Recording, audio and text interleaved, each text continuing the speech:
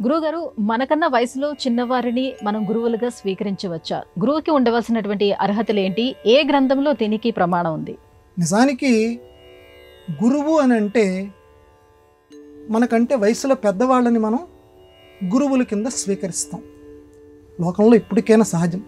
మనకంటే వయసు తక్కువ ఉన్నటువంటి వాళ్ళని గురువుల కింద స్వీకరించాలి అని అంటే మన అహం, అరే నాకంటే చాలా చిన్నవాడు, ఇతని దగ్గర నేను నేర్చుకోవాల్సింది ఏముంది అని అనిపిస్తుంది. అయితే కొందరి విషయంలో దీనికి మినహాయింపు ఉంది. దక్షిణామూర్తి సంగతి మనందరికీ తెలుసు. దక్షిణామూర్తి స్వరూపమైనటువంటి శివుడు వయస్సులో అందరికంటే చాలా చిన్నవాడు. అతనికి ఉన్నటువంటి శిష్యులందరూ కూడా అతన్ని మించిపోయినటువంటి శిష్యులు. దక్షిణామూర్తి దగ్గర శంకర భగవత్పాదుల వారు రాస్తారు, చిత్రం వట తరోర్మూలే వృద్ధ శిష్య గురుర్యువ గురోస్తు మౌనం వ్యాఖ్యానం శిష్యాస్తు చిన్న సంశయా. ఒక మర్రి చెట్టు కింద వయస్సులో ఉన్నటువంటి గురువు గారు కూర్చొని ఉన్నారు. అతని ఎదురుగా ముసలి వాళ్ళు, అతనికంటే పెద్దవాళ్ళైనటువంటి శిష్యులు కూర్చున్నారు.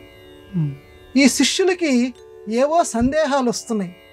కానీ వీళ్ళకి వచ్చినటువంటి సందేహాలు గురువుగారిని అడగబోదాలని మనసులో అనుకుంటున్నారు. ఇంకా పెదవి దాటి మాట బయటికి రాలేదు.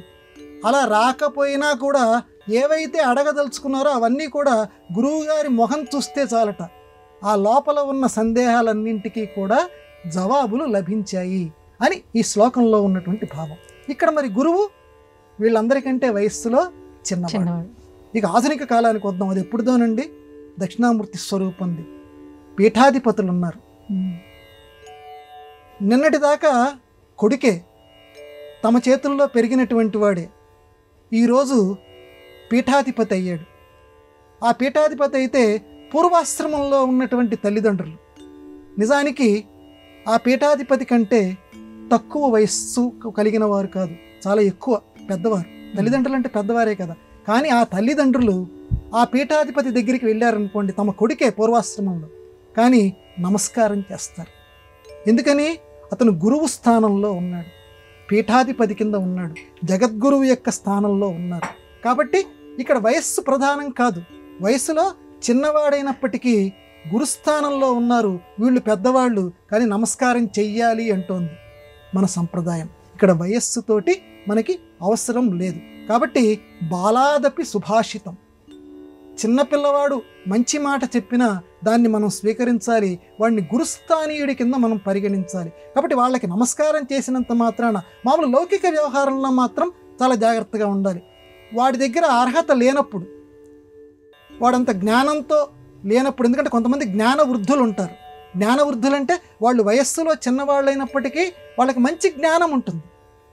అలాంటి వాళ్ళకి మనం నమస్కారం చేయొచ్చు. కానీ జ్ఞానం లేకుండా అల్లరి చిల్లరిగా తిరిగేటువంటి వాళ్ళు, మామూలు వానాకాలం చదువులు చదివినటువంటి పిల్లలు ఎవరైతే ఉన్నారో ఆ పిల్లలకి పెద్దవాళ్ళు నమస్కారం చేయకూడదు, వాళ్ళని గురువుల కింద భావించకూడదు. చేస్తే వాళ్ళకే ఆయుక్షీణం, ఆ నమస్కారం చేయించుకున్నటువంటి వాళ్ళకి. కాబట్టి జ్ఞానం ఉన్నప్పుడు గురువు కింద స్వీకరించాలి, జ్ఞానం లేనప్పుడు చిన్నవాళ్ళని గురువుల కింద స్వీకరించకూడదు. కాబట్టి గురుస్థానానికి వయస్సుతో నిమిత్తం లేదు, ఎప్పుడంటే జ్ఞానం ఉన్నప్పుడు. ఇంద్రుడు కూడా ఇదే సలహాని, బ్రహ్మదేవుడు ఇచ్చినటువంటి ఈ సలహాని పాటించి నారాయణ కవచం బోధించినటువంటి గురువు గారి దగ్గర, రాక్షస గురువు ఈ ఇంద్రుడి కంటే వయసులో తక్కువ, అతని దగ్గర చదువు నేర్చుకోవడానికి వెళ్తాడు. పురాణాల్లో కూడా ఈ రకంగా చాలా దృష్టాంతాలు ఉన్నాయి.